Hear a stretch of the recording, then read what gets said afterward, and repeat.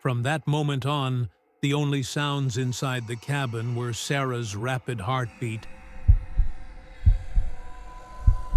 and her quick, shallow breathing. She was so terrified that her entire body trembled uncontrollably. The adrenaline coursing through her veins had completely taken over. Not knowing what to do, she paced back and forth in panic, while the whispering shadow seemed to be toying with her.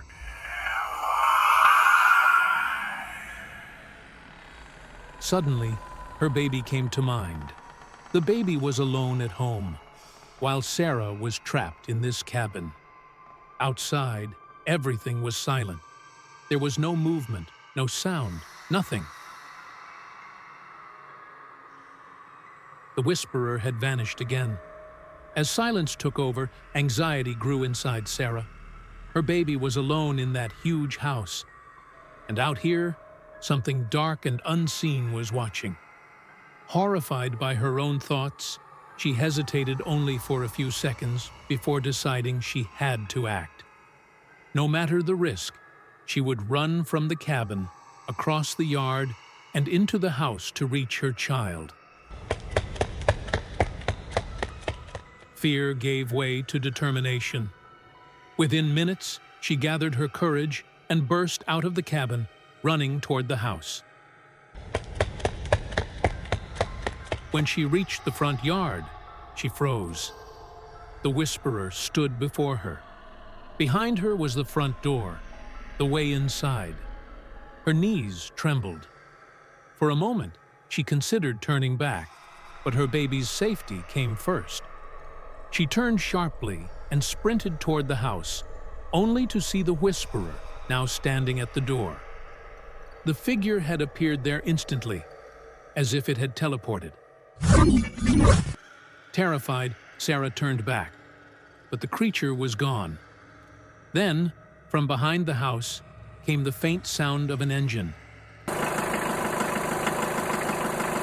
A car.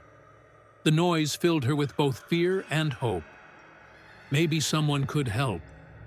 The shadow vanished at the sound, and Sarah ran toward the road, following the noise. From the corner of her eye, she could still see the dark shape watching from the woods. She squeezed her eyes shut and whispered, "No, no, enough," as she ran faster down the hill. A few meters ahead, a pickup truck was parked by the roadside. A man stood beside it, smoking a cigarette. That must have been the sound she heard. Sarah felt tears welling up. This might be her only chance. She screamed, "Please, help me!" The man froze, startled. A young woman was running toward him, terrified. "What's going on?" he called out cautiously. Gasping for air, Sarah cried, "Please help me! Something's after me!" The man frowned. The woman before him was pale as a ghost, her eyes wild with fear. "Who's after you?" he asked. "The whisperer. A shadow," Sarah stammered, her voice trembling. The man blinked. "A shadow? Are you saying you're running from a shadow?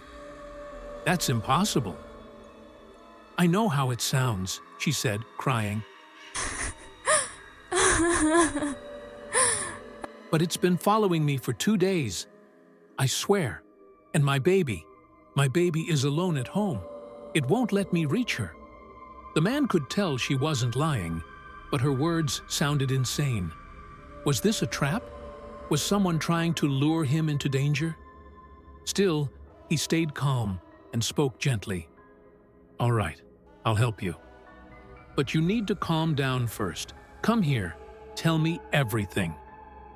He handed her a bottle of water from his truck. Her hands shook so badly she couldn't open it, so he helped her. Between shallow breaths, she kept muttering, It's following me. It's following me. The man pressed for details. Sarah, trembling, began recounting everything from the beginning. By the time she finished, he was skeptical. "Are you on something?" he asked, half joking. Sarah glared at him. "Is this a joke to you?" "My baby is in danger," she cried. Apologizing, the man asked where she lived. "About 100 meters from here," she said. "All right," he replied. "I'm calling the police." "We'll go there together, but they should come too, just in case." Sarah nodded, relieved. "Good idea. I lost my phone." He called the authorities, reported a possible abduction involving a baby, and gave their location. The operator warned him that help would take about 15 to 20 minutes to arrive and told him to stay safe. He hung up and started the truck. When they reached the house, he hesitated. Something felt wrong. "Are you sure this is the place?" he asked. "Yes. Why?"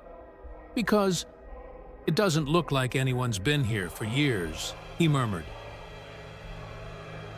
He got out, opened the back, and took out his hunting rifle.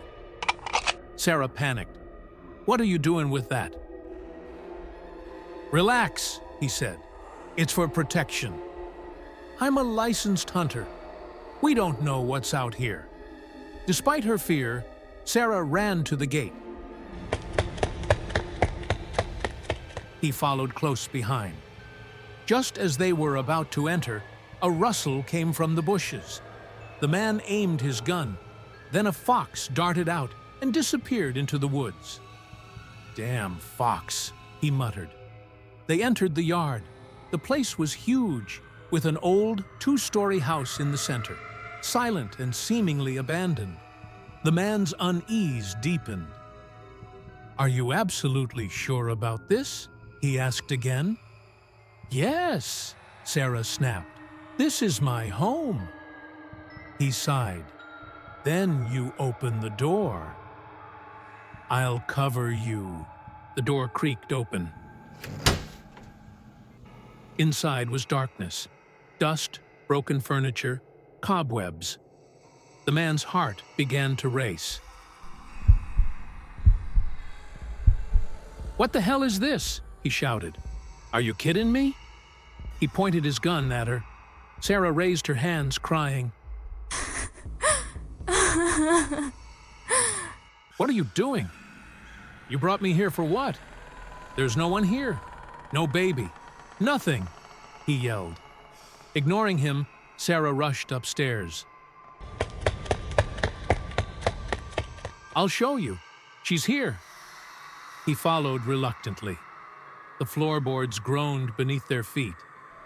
When they reached the room, Sarah gasped with relief. "Thank God," she whispered, lifting her baby from the crib. "See? She's fine." The man froze. In her arms wasn't a baby, but an old, dusty doll. Outside, sirens wailed. The man rushed downstairs, leaving the woman behind. Police officers surrounded the area, shouting for him to drop his weapon. He obeyed, explaining everything quickly. Moments later, Sarah stepped out, clutching the baby. One of the officers recognized her immediately. "It's all right, Sarah," he said gently. "You're safe now. Let the medics check you and your baby, okay?" As paramedics approached her, another officer pulled the man aside. "Listen," he said quietly. "That house has been abandoned for years. Her husband and child died in a car accident. Sarah never recovered. She suffers from severe schizophrenia and sometimes comes back here, thinking they're still alive." The man stood speechless, staring at the decrepit house. What he had thought was a nightmare turned out to be something even more tragic. After giving his statement, he drove away in silence, his mind haunted by the image of a grieving mother holding a doll. Meanwhile, Sarah and her baby were taken home safely to her mother's care. Every story has its truth. Subscribe for the next nightmare.